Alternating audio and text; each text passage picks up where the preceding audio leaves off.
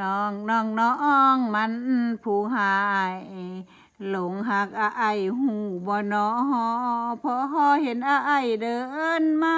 พาหัวใจน้องเต้นแหงยามเช้าแรงคิดฮอดแหงไม่กล้าให้เห็นเป็น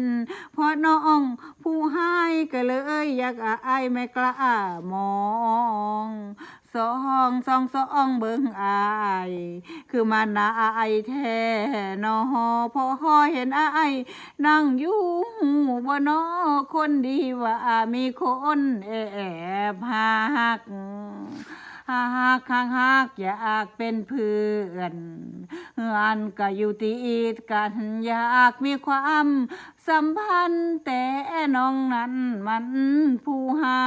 ยลงหักอาย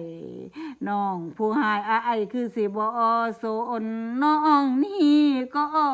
อดทนอายบ่สนน้องมันคนผู้หายหลงหักอายเฮือนอยู่ติดกัน